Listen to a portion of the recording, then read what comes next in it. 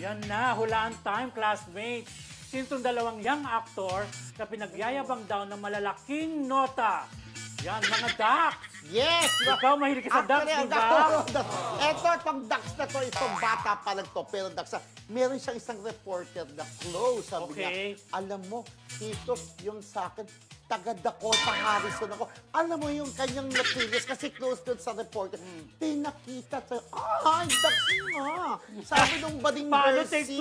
Take two. Pinakita, sumama sa siya, kasi close niya, di ba? Pero hindi ako yung reporter, yung ating source ay reporter, pinakita, dito, tinan mo sa, ducks nga. Kung pwede nga niyang, hindi, kung pwede, nag-control, pero pinakita niya talagang ducks siya. Kasi, pina-flag racing. Mala MRT friendship ang ang haba. Mula Monumento hanggang Baclaran. Super!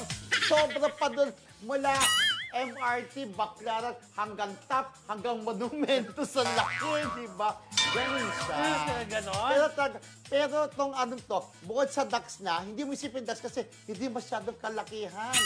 Hindi masyadong kalakihan. Pandakekok, gano'n? Pandakekok naman. Pero ducks nga. Di ba sabi nga pagka, pero ang maganda dito, gwapo na ducks pa. Sangka pa, parang gano'n. Di ba lalo nito yung young actor, di ba? Dalawa yung binabanggit. Oo, dalawa. Di ba? Parang talagang in love na ang isang reporter, di ba? Kilala nyo yan, di ba? Dahil Dakota Harrison Plaza din. Tapos, pag nilalandi-landi raw niya yung reporter, sinasabi niya, parang, lampas hanggang pusod. Di ba? So, kilala mo yan? Kilala ko yan. Parang mas gusto mo yata malaman kung sino yung mga reporter na yun kaysa yung mga young actor. Ang swerte nila, di ba? Wala niyo po sa itong young actor. Yung isa pong young actor na kilo namin ay medyo maliit siya, pero Dakota Harrison Plaza. Yun nga po ang nota, ganun kahaba mula MRT sa Cubao hanggang Monumento, hanggang top, hanggang Baclaran, ang Dakota. Ganon? Yes. Yung isa, nagbibida sa mga serye, di ba? Guwapo, talagang pinapantasya, saka talagang maraming babae nagkakagusto sa kanya. Kaya maswerte ang magiging jowa niya dahil Dakota. Ayan. Kaya habulin ng mga babae, di ba? Yung reporter na yon. Baka buraburahin tayo! Akala yung reporter na bawal din sabihin, di ba? Kasama ba natin? Taga dito ba? Hindi.